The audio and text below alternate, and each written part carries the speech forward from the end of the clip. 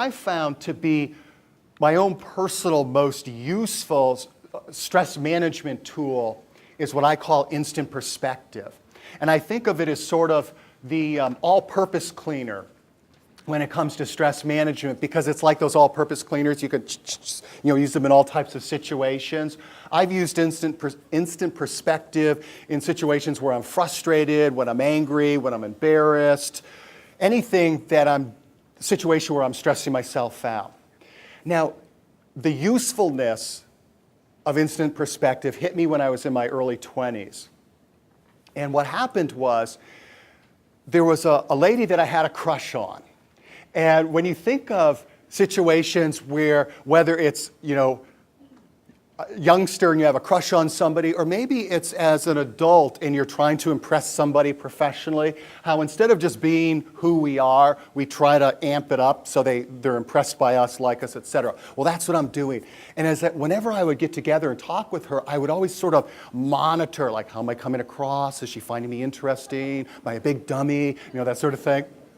Well, I remember this one visit. I was telling her my tale of woe.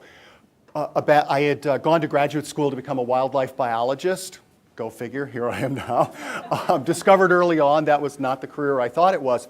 So I'm telling her my tale of woe, my discovery about I don't really like this career that I thought I always wanted. And I wasn't sure if I was fascinating enough for her. And so I was really dialing up the drama level.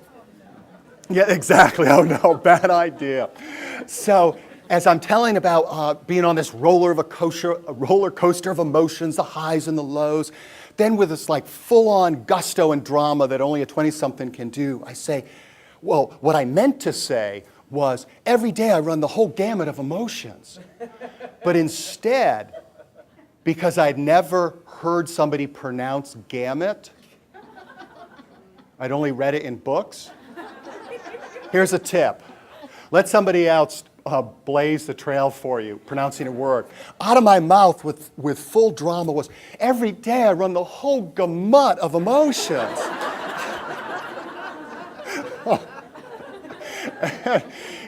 And again, even though I'd never heard anybody pronounce it, I'm thinking, wow, doesn't sound too good.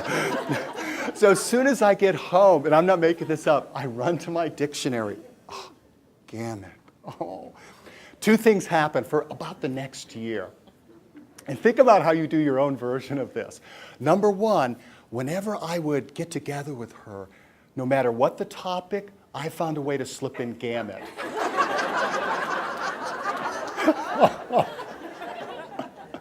The other thing that I would do, and think about how you do this, we all do this, when I wasn't around her, I would just replay it over and over. It's kind of like, no, those kind of slow-mo things.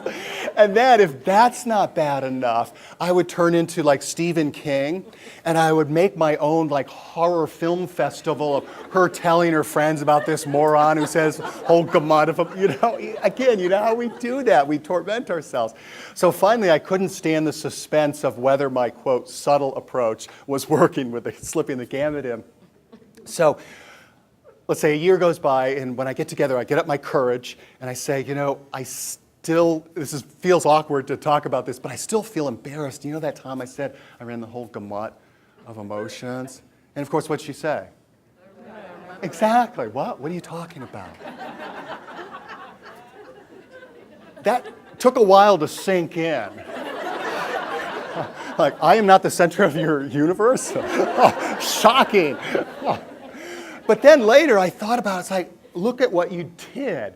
You tormented yourself for a year over something that she has no memory of. How bright was that? But also, you tormented yourself for a year over something that now you laugh about. And so one of the ideas that I really like is that whole idea of misery is optional. And just pass on the misery. It's like if you ever go through a fast food place and they say, would you like fries with that? Whenever we go through a hard time, it's like the universe says, would you like misery with that? You say, no, I'll pass on the misery. And so one of the simple ways of passing on the misery is instant perspective. And how you do that is asking a really simple question. And I know you've used this question, which is this going to be a big deal a year from now? So if you're feeling frustrated, if you're feeling angst-ridden, if you're upset about something, ask yourself, is this going to be a big deal a year from now? And you think about it, for most things in life, they're not even going to be a big deal later on in the day. So why should I make myself miserable and, as part of that, pump not so healthy biochemicals throughout my body? So here's what I want to ask you to do. Just a minute. And I really want to ask you to be really focused when I ask you to come back. If you could definitely come back. I don't want to have to shout, and we've got a lot that hopefully I want to share with you. For just 1 minute, to share with somebody, preferably somebody new, what kind of situation do you stress yourself out over that you could use instant perspective with? Okay? So we'll just do 1 minute, and then we'll come back together.